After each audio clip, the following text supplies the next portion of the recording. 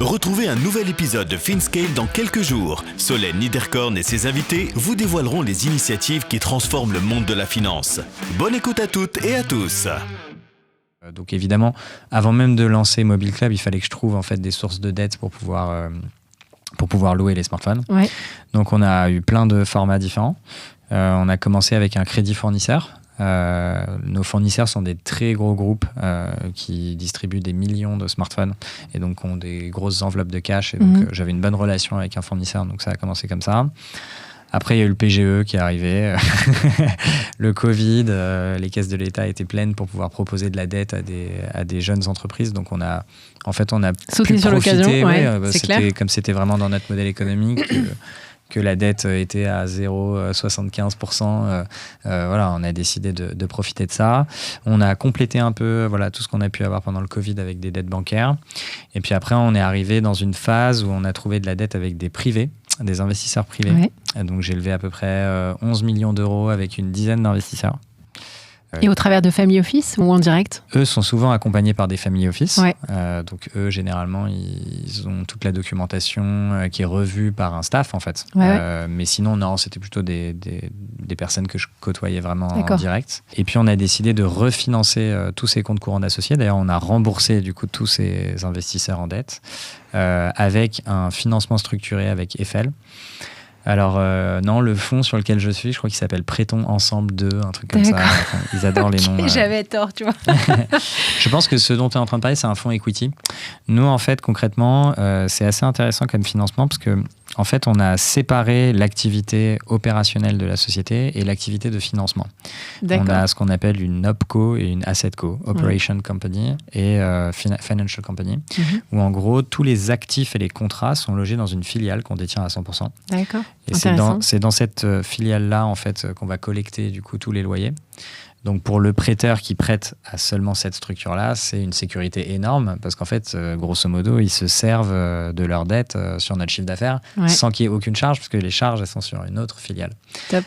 Donc ça leur donne un niveau de sécurité qui est tel que du coup, on a la capacité de lever beaucoup d'argent. Vous avez levé combien ? Donc là, on a à peu près 18 millions d'euros qui sont financés.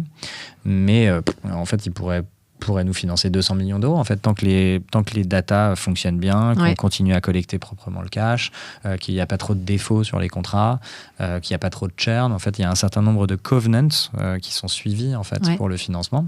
Et tant que le financement il produit suffisamment de sécurité pour eux, en fait, ils peuvent augmenter les lignes. Il n'y a pas vraiment de limite. Top. Et pourquoi le choix s'est porté sur eux ? Il n'y a pas énormément de fonds en France qui font de l'asset management comme eux, on va dire. Et du coup, en tout cas, sur ce type de sous-jacent, parce qu'il y en a qui le font sur des sous-jacents immobiliers ou qui font de la dette corporate. Mais un financement structuré un peu sur cette activité, on va dire qu'il y a 5-6 acteurs très actifs en Europe de cette taille-là. Et Eiffel, c'était les Français et les moins chers qu'on a eu. Donc, puis ils avaient déjà investi dans Alma. Oui, bien sûr. Ils avaient financé... Tout à fait. C'était l'investisseur en effet de Alma. C'est-à-dire que pareil, c'est eux qui finançaient les 3-4 fois sans frais d'Alma. Donc ils avaient déjà un petit peu touché... Après, Alma est arrivé à des niveaux de financement tels que après ils ont changé d'interlocuteur. Hyper intéressant. Merci beaucoup. Alors on n'a plus beaucoup de temps. Pour conclure, j'aimerais que tu donnes à nos auditeurs, parce que j'ai une audience relativement jeune, avec pas mal de personnes, des entrepreneurs ou des wannabe entrepreneurs. C'est quoi les conseils sans filtre que tu pourrais leur donner pour ceux qui veulent se lancer ? J'adore cette question-là. Juste avant qu'on se quitte. Ouais, avec plaisir. Mon conseil, en fait, c'est de prendre son temps dans sa propre ambition. C'est-à-dire qu'en fait, souvent, on a envie de monter une boîte, mais en fait, on projette une ambition personnelle un peu démesurée, on pourrait faire ça, etc., etc. Alors qu'en fait, personne se lève un matin et en se disant « je vais devenir le futur Elon Musk » en réalité. Ou c'est des gens un peu fous, en fait. Je pense que même Elon Musk, quand il s'est levé le matin, il s'est jamais dit « je vais devenir ça ». En fait, on commence par un premier projet, on gagne confiance, et puis après, on va sur un deuxième, un troisième, peut-être à l'intérieur de sa propre boîte. Mais exactement. En fait, l'entrepreneuriat, c'est des marches en réalité. Et c'est beaucoup plus facile d'imaginer la prochaine marche plutôt que d'imaginer le but final. Et donc, même si la vision est importante. Tu peux avoir en tête une vision, un idéal, un North Star, Mais phaser. Quand on fait un projet de vision, on le fait toujours à plusieurs échelles. C'est obligatoire. C'est quoi ma vision à 6 mois, à 1 an? C'est quoi ma vision à 3 ans, à 5 ans? Et puis, c'est quoi ma vision à 50 ans? Avec plaisir. Mais quoi qu'il, si on reste sur le projet à 50 ans, en fait, on n'y arrive jamais.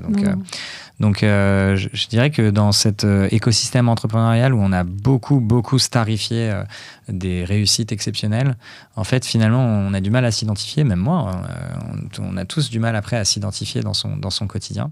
Merci d'avoir suivi FinScale. Abonnez-vous à la newsletter sur Substack pour ne rien manquer des dernières innovations. Retrouvez aussi le podcast en audio sur toutes les plateformes d'écoute et en vidéo sur YouTube. À très vite avec Solène Niederkorn.